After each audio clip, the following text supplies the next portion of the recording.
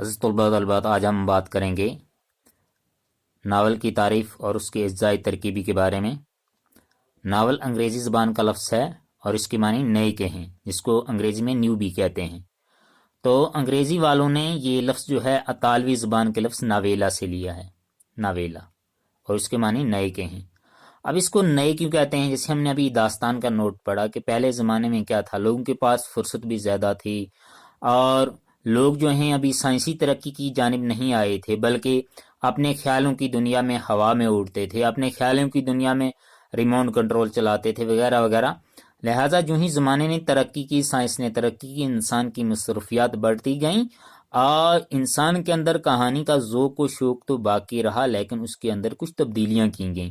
اس میں سے غیر ضروری جتنی چیزیں تھیں ان کو باہر نکالا گیا اور بامقصد جو ہیں وہ کہانی قصے لکھے جانے لگے۔ تو اسی طریقے سے یہ ایک نئی صنف وجود میں آئی، تو اس لیے اس کا نام ناول رکھا۔ اردو میں بھی جو ہے ناول دراصل انگریزی ہی سے آیا ہے، یعنی اردو کے ادبا نے جو ہے ناول لکھے ہیں وہ انہوں نے دراصل انگریزی ہی سے جو ہے وہ یہ صنف لی ہے اور پھر اس کو اردو میں لکھا ہے۔ اس کی یہ ایک تعریف لکھی ہے آگے، وہ نثری قصہ ہے جس میں ہماری زندگی کی تصویر کشی ہو بہو کی گئی ہو۔ جیسے ہم پڑھتے تھے کہ داستان میں کیا تھا، اس میں فوق فطری عناصر تھے، یہاں فوق فطری عناصر کی جگہ نہیں ہوتی ہے۔ اس میں کیا ہوتا ہے کہ ہماری زندگی جیسی ہے اس کی ویسی ہو بہو کہتے ہیں، یعنی جیسی ہے ویسی ہی تصویر کشی کی گئی ہو، اس کی تصویر پیش کی گئی ہو۔ جو کچھ سماج میں، جو کچھ ہماری زندگی کے بیچ میں چل رہا ہے، اس کی عکاسی کسی کہانی کے ذریعے کی گئی ہو، اسی کا نام ناول ہے۔ اب اس کے اجزاء ترکیبی، یعنی کون کون سے جز ہیں اس کے بیچ میں، تو پہلا ہے اس کا پلاٹ۔ پلاٹ کس کو کہتے ہیں؟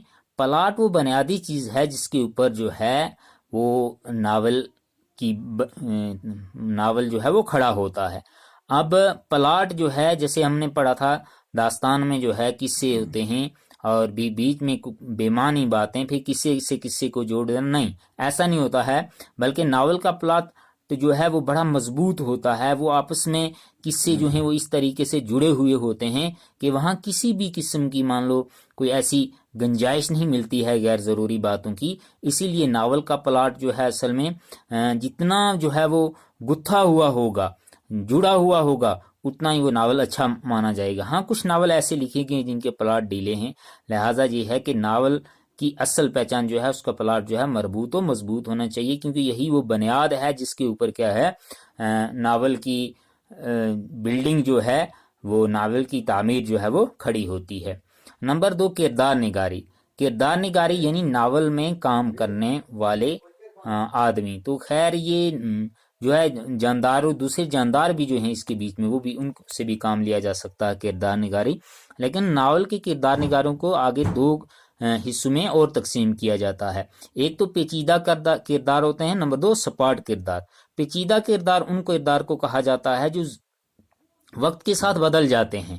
مان لو جیسے ایک کردار ہے وہ اپنے بچپنے میں یا اپنے لا علمی کے دور میں ایک قسم کی ایکٹیویٹی کرتا ہے، لہٰذا جب وہ آگے بڑھتا ہے، اس کی عمر بڑھتی ہے یا اس کا علم پختہ ہوتا ہے، تو وہ کیا کرتا ہے، دوسرے قسم کے کام کرتا ہے۔ اس کو کہتے ہیں پیچیدہ کردار۔ سپاٹ کردار کیا ہوتا ہے؟ اس میں کوئی تبدیلی نہیں آتی، وقت کے بدلنے کے ساتھ اس میں کوئی تبدیلی نہیں آتی، بلکہ وہ جیسا ہوتا ہے ویسا ہی رہتا ہے۔ اور نمبر 3 ہے، تیسرا جز ہے مکالمہ نگاری۔ مکالمہ کہتے ہیں کول بات کو، یعنی جو کرداروں کے منہ سے بات کی جائے وہ بھی جو ہے وہ بامانی بات ہونی چاہیے، بلکہ بات کرداروں کی بات چیت ہی کے ذریعے ناول کو آگے بڑھایا جاتا ہے۔ اس لیے ناول نگار جو ہے مکالمہ نگاری پر کافی توجہ سے کام لیتا ہے اور وہ ایسے ہی بہترین مکالمے لکھتا ہے جس کو جو پڑھنے والے یا سننے والے جو ہیں وہ اس پر دھیان بھی دیں اور وہ مکالمے جو ہیں بامعنی بھی ہونے چاہیے۔ بلکہ مکالمہ نگاری میں ایک اہم بات یہ ہے کہ وہ حسب حال ہونے چاہیے۔ حسب حال سے مراد یہ ہے یعنی جیسا کردار ہو ویسے ہی اس کے منہ سے بات نکلنی چاہیے۔ مان لو اگر کوئی بچہ بات کر رہا ہے تو اس کے منہ سے ایسی ہی بات ہونی چاہیے جو بچہ، اگر وہ بوڑھا بات کر رہا تو لگے ہاں یہ بوڑھا بات، جوان بات کر رہا تو ایسا لگے کہ یہ جوان بات کر رہا ہے. تو اس لیے مکالمہ نگاری جو ہے حسب حال بھی ہونی چاہیے. اور کیا منظر کشی، منظر کشی کس کو کہتے ہیں؟ اس کو ہم تصویر کشی بھی کہہ سکتے ہیں.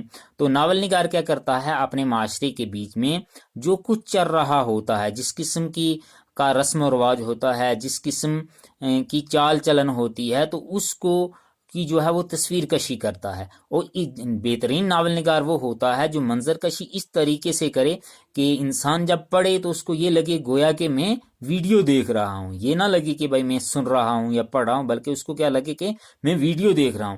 یعنی وہ سارا نظارہ جو ہے، منظر نظارہ سے گر رہا ہے، تو جب کوئی پڑھے تو اس کو کی آنکھوں کے سامنے وہ سارے کا سارا نظارہ جو ہے وہ گھومنے لگے. اس کو کہتے ہیں منظر کشی. اب ہے نقطۂ نظر، یہ ایک اہم بات ہے. یعنی کس نقطۂ نظر کو لے کے، کس مقصد کو لے کے ناول نگار نے اس ناول کو لکھا ہے. تو وہ پہلے اپنا نقطۂ نظر چنتا ہے نہیں، پھر اس نقطۂ نظر ہی کی بنیاد پر جو ہے وہ سارا ناول جو ہے وہ تخلیق کرتا ہے. تو شکریہ.